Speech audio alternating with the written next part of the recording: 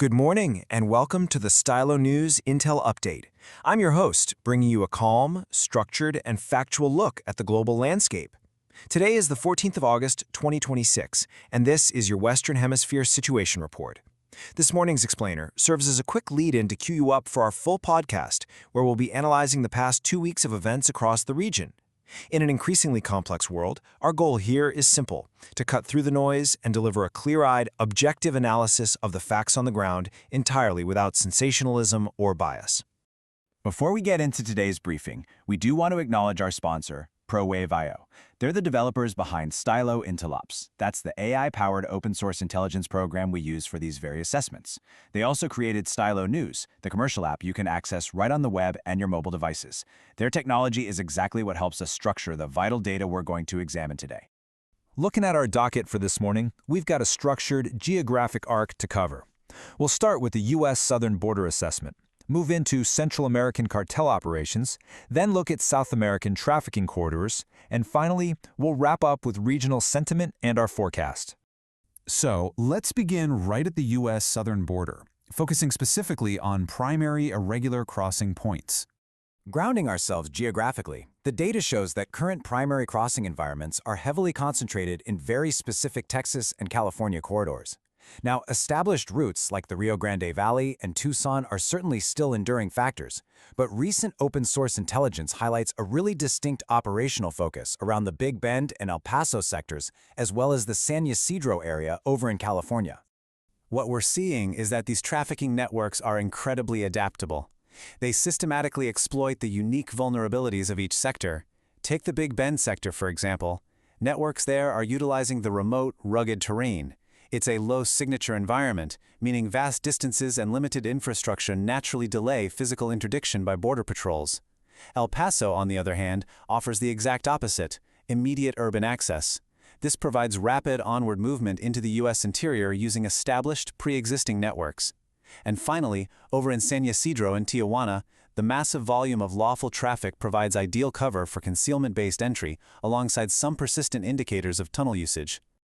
Panning our focus further south, let's examine what's happening right now with cartel operations and trafficking corridors in Central America. Available reporting places current transnational criminal activity distinctly into two operational domains: maritime and overland approaches. The primary corridors moving illicit goods northbound are placing a heavy, sustained impact on coastal departments and key border choke points. Breaking that down by nation, in Honduras, intelligence points directly to the maritime approaches. Specifically, Guanaja in the Bay Islands is currently functioning as a major hub for these organizations. Over in Guatemala, overland pipelines remain highly active, facilitating flows up toward Mexico and into neighboring El Salvador. Further south, Panama remains the priority concern for canalization approaches, though interestingly, it's also serving as a regional security hub right now, having recently hosted the A3C Anti-Cartel Forum. And to counter these maritime flows, it's worth noting the sustained presence of U.S. Navy unmanned surface vessels, known as sail drones, which are actively monitoring these Caribbean and Eastern Pacific approaches as we speak. This brings us to a rather stark contrast in how different state institutions are responding. In El Salvador, authorities have achieved notable tactical disruption. They recently dismantled a significant narcotics pipeline running from Guatemala into La Libertad, resulting in some key arrests. This really demonstrates a state's capacity to impose concrete costs on traffickers. Conversely, in Honduras, reporting indicates severe institutional vulnerability. This is underscored by persistent corruption allegations and, of course, the highly publicized trial of their former president on drug-related charges. We report these facts neutrally, just to highlight how these varying levels of governments directly and fundamentally impact regional stability. Continuing our geographic arc, we now shift our analysis to South America, specifically the Andean production and transit belt. Looking at the latest geospatial data, Colombia remains the undeniable center of gravity here, with significant operational zones spilling heavily over into the Ecuador and Peru corridors. The intelligence coming out of Colombia indicates a really profound operational overlap between insurgent structures like the FARC dissident faction, led by the recently captured commander known as Bonito, and established cartels, including elements of the Clan del Golfo. But it's important to note, this threat isn't confined just to Colombia. We are currently tracking expanding verifiable activity deep in the Amazon basin and along the Bolivia-Brazil border zone. This is largely being driven by clashes over lucrative cocaine routes between major Brazilian criminal networks, specifically the PCC and Comando Vermelho. So, what does this all mean? Let's move into our synthesis and forecast, analyzing regional sentiment and what to watch for next. When we analyze open-source social media sentiment across the region, we see a real divergence in public reaction.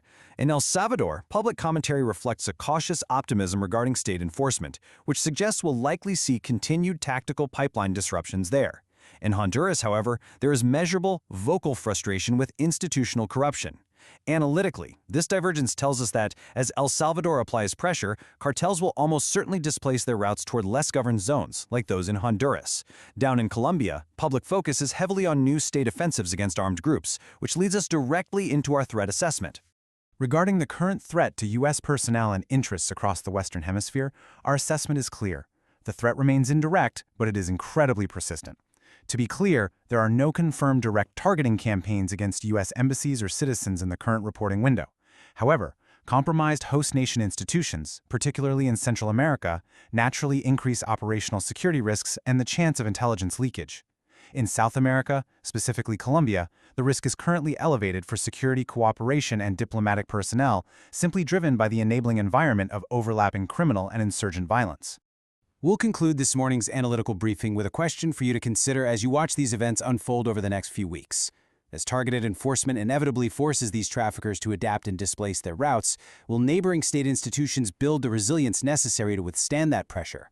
Or are we going to witness further institutional fracture under the sheer weight of this transnational displacement? It's a highly dynamic situation, and it's one that will undoubtedly dictate the stability of the hemisphere in the coming months. Thank you for joining us for this morning's structured intelligence briefing. To dive deeper into all the issues we've discussed, please listen to the full Stylo News Intel Update audio podcast on your favorite channel or simply follow the link provided right on this post. We also highly encourage you to subscribe for AI-powered news on demand over at www.stylonews.com. I'm your host, wishing you a highly informed and productive day.